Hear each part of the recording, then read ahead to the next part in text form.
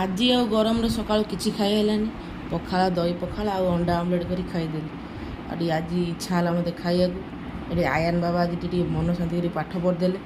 ଆଉ ଏଠି ମୋ ଭାଇ ଆଜି ମାସକର କାମ ଗୋଟେ ଦିନରେ କରିଦେବ।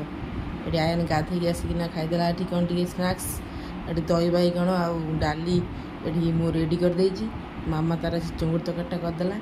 ତାକୁ ଚୁଙ୍ଗୁଡ଼ି ତରକାରୀଟା ଭଲ କରି ଆସେ। ଏଠି ଆୟାନ ଚୁଙ୍ଗୁଡ଼ି ଭଜା ଆଉ ଭାତ ଡାଲି ଖାଇଦେଲା ବସିକି ନାନା ପାଖରେ। ଏଠି ଅଙ୍କଲ ଆଉ ବାବାଙ୍କର ଖାଇ ଦେଉଛନ୍ତି।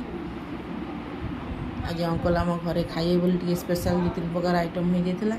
ସନ୍ଧ୍ୟାବେଳେ ମାମାର ମୋର ଟିକେ ଚା ଆଉ ଏଠି ଚୁଡ଼ା ସନ୍ତୁଳା କରିକି ଖାଇଦେଲୁ। ଆପଣ ସର୍ଟସ୍ ଟିକେ ଦେଖୁଛନ୍ତି ଆଉ ଲାଇକ୍ ସେୟାର ସବସ୍କ୍ରାଇବ୍ କରୁନାହାନ୍ତି। ପ୍ଲିଜ୍ ପ୍ଲିଜ୍ ପ୍ଲିଜ୍ ସପୋର୍ଟ କରନ୍ତୁ ଆଉ ଲାଇକ୍ ସେୟାର ସବସ୍କ୍ରାଇବ୍ ନିଶ୍ଚୟ କରନ୍ତୁ। ପ୍ଲିଜ୍ ସପୋର୍ଟ ମି। ଏଠି ରାତିରେ ଟିକେ ମୋ ଭାଇ ଆଣିଥିଲା ବିରିୟାନୀ ଆଉ ତନ୍ଦୁର ଚିକେନ୍। ଟିକେ ଖାଇଦେଲେ ମୋର ଇଚ୍ଛା ହେଉଥିଲା। ବାଏ।